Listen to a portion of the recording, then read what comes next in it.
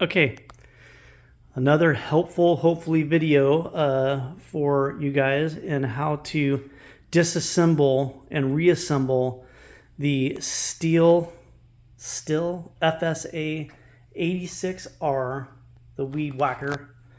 What I did is I took off the head, and when I was doing that, I kind of lost control of the motor portion here that is mounted by those 3 bolts underneath there. And I was not being careful to understand how this part goes back in to help protect the wires there. So I wanted to make a video to show how to do that because I wasn't able to find anything online, and I was a little confused by this. What I decided to do, first of all, is to zip tie the motor assembly here, this half of this motor assembly, to the shaft to give myself a little bit better of a freedom to kind of move around this thing. So obviously that zip tie will be cut off before I reassemble the top back onto it. But what you'll see here is the wires come out of the pipe, out of the tube here. There's no shaft. This is all the motor here that's running your weed whacker. And you see these wires that come down, connect down there. This black piece is a shield that goes right behind these little towers. Sorry, right there. Sorry, back up.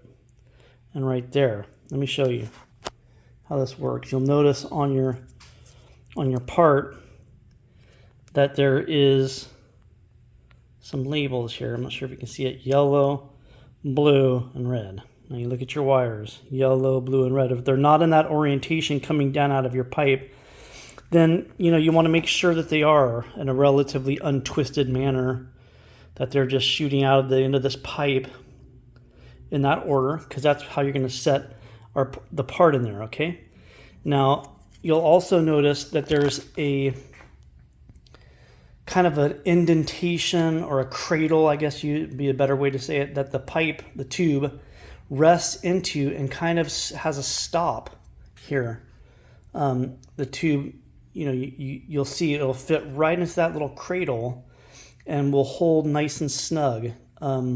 If you were to hold your hand right here, on this part, you would be able to hold it probably snug enough, but I just wanted to use that zip tie to hold this so I could have my hands free to make this video, and also to play around with this piece because I wasn't sure how to do that.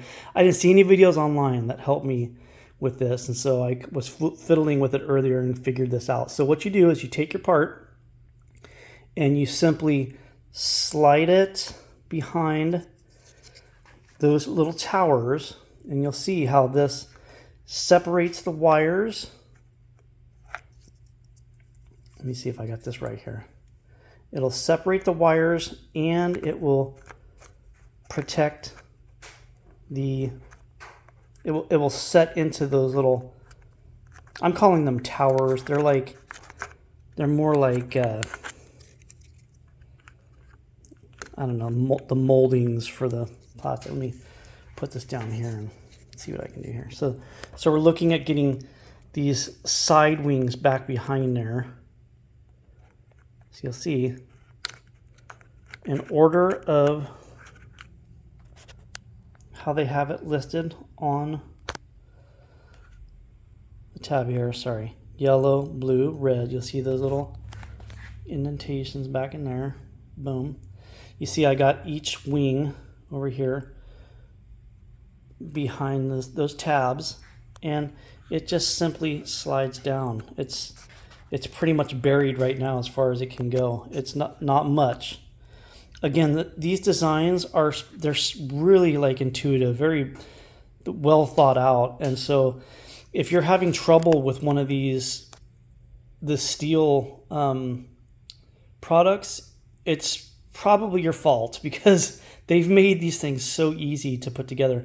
I was struggling yesterday with doing this, and like I said, it was my fault. I tried my best to look online for something of a video like this, and I'm going to try to label this as best I can so that people can find this, because I'm sure I'm not the only one who's ding dong enough to have a fit with this. I should have taken pictures or taken a video of me taking apart, so I'd be better aware of how this goes back together. So you'll even see that how they have the tube cradled in that clear plastic back there, and it basically prevents the wires from rubbing against that edge. It might have been, I don't know, that it's preventing the wires from even touching the pipe coming down. So that's pretty cool. And once this is bolted back together, those things aren't going anywhere. So yeah, good job Stihl for these products. And obviously electric, we use this for around the house. I use my big boy, the FS240, for the real stuff out there in the farm and out in the country. But these things work great for our lawn in the front yard, backyard. And so I'm just gonna reassemble the housing on top of that, and I'll show you in a second here. Okay, I realized a couple other things really quick as I started to put this back together. You will also notice on your tube, there's these notches. There's one here and there's one on the other side. You can't see it because the plastic is covering that. But you'll also you'll see on the inside of this white casing that there's an extrusion that will fit itself into that this hole on the bottom side, to the point where you won't be able to move this back or forth when it's in the proper position. So I'm assuming that allows you to be, it allows you to use either side. You'll see on the inside here, there is another indentation on this thing, which will lock into that as well when I put this back together. I'm actually, as I'm looking at it, thinking that I may, okay, this is all upright. I'm making sure this is the top of the battery box. This is my handle. This is my trigger, my handle. This is the warning. So this is the top of your shaft. Okay, just making sure that I don't have this upside down where this could be on top, So putting this back together in order. Okay, so what I'm going to do is I'm going to pause this, and I'm going to show you how this case, with all the screws in it here, how this casing also intuitively slips right on top of that black protector and right into the motor. And it's all, as you can see, it's like designed to fit perfectly over all of these things. So I'm going to put you on pause and bring you back. Okay, so you can kind of see from the side here what's happening, I hope. So you'll see our black piece here again just slides in and out. It's using these two wings on the side to go behind these little towers to protect our wires.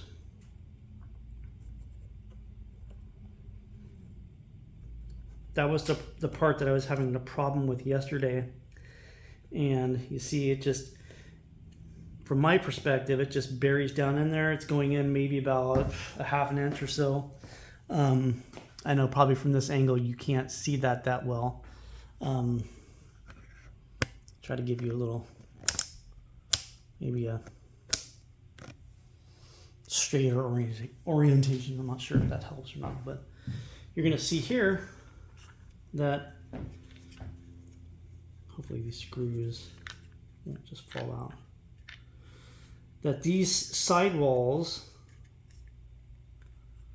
right here are going to go on an outside ledge, two outside ledges in this black piece that goes in there.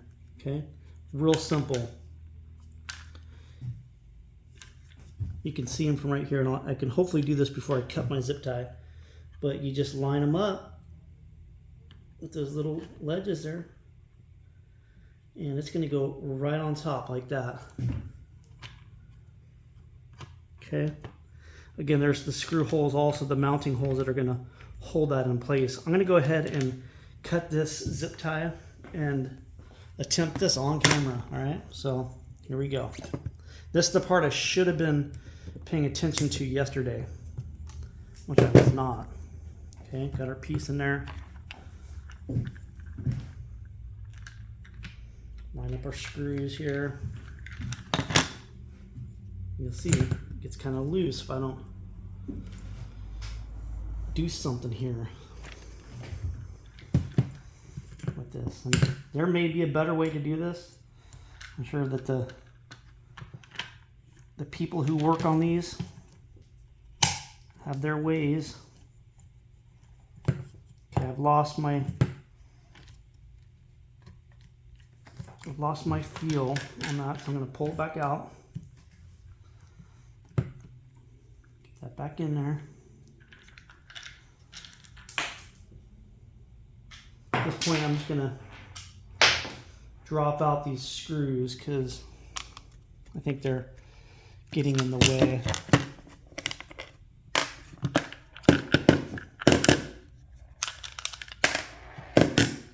And I'll use one of them, two of them, as I need to. Okay, we're locked in, we're buried. Let's set this in here.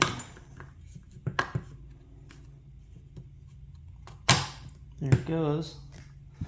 I'm going to feel for tension. It's not spinning left or right. It's not going up and down. I would say, not being a skilled Stihl technician, this is probably, I feel like that was kind of a blind move right there. And someone would probably criticize that, but we got it. We definitely got it in there. I'm going to put one screw up in the front, a couple screws back in the back here around this pole, because this is where that tension needs to be to really crimp down on that pipe. So I'll get a couple in there. Again, the one thing I really appreciate about these Stihl tools, and maybe other companies do this too, I'm not really sure, is that they just use this one single bit to hold all this stuff together. It's impressive.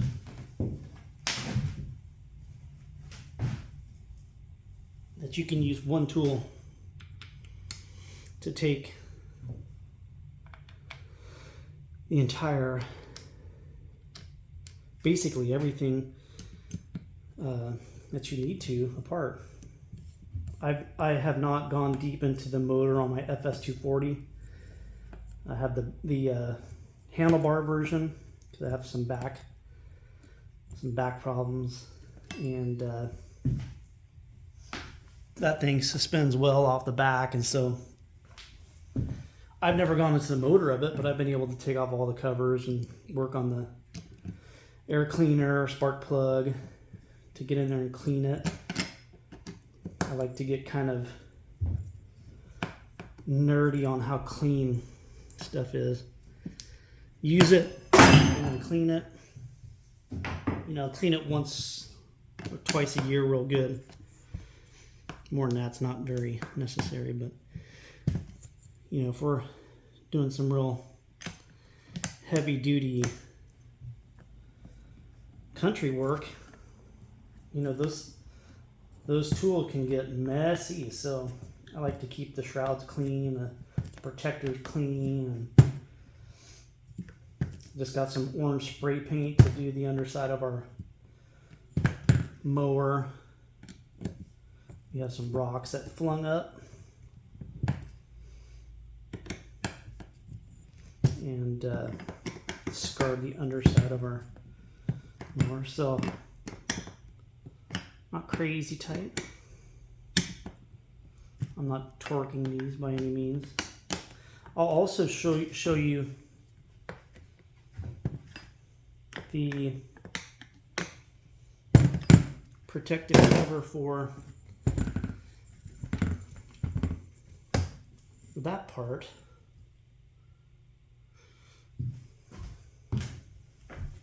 And how that goes on. Okay. We got this guy right here. Now, this is going to go over the top of this. Okay. Again, cool, intuitive design. 3 little pressure tangs, whatever. I just popped 2 of them over. And it just drops out. Let me see if I can do this on kind of a weird angle here. See that? Boom. So if this was on the machine, this is going to be, let me see if I can give you an angle on this here. This is going to go on like this. There's only one way it can go on. You'll see only one way. This angle is not really helping you out. See that? There's only one way over that center shaft that it can go on. And then the washer just slides right over it and spreads these little tangs out, and then they hold it in there. So like I just did, you would just carefully pull back on 2 of those and turn it upside down, and it would just drop out. Okay, so I just reinstalled that. Pretty simple, right? Then I would put on my my auto cutter on top of this, which screws into here. Put on my shroud, good to go. So that's how you do that motor. I hope it'll be beneficial to somebody out there, and that I'm not sure if you could see that. I'm not sure if I was filming that out of camera there or out of range, but I was talking about this part here. But yeah, give me some comments, thoughts about it. I'm glad to be able to do stuff, little things that like I had a problem with and maybe someone else has. So hopefully I can label this correctly and get it on the internet, on YouTube, so you guys can see that for anyone who gets into the same predicament as I got into. But again, all this stuff cleans up so easily. I was able to take them all off, obviously except for the motor, throw them all into a bucket of water with some of the purple cleaner stuff, and just a little soaking. All of the stuff that was on these covers just came off, and this thing looks brand new. Literally, you could sell these as gently used at this point. I've had this for about 3 years, and this is what it looks like, right? There's no polish or nothing. Just cleaned it real good. Some scratches on it, but yeah. So there you go. Let me know what you think. Hopefully this will be helpful to some of you guys out there. Later.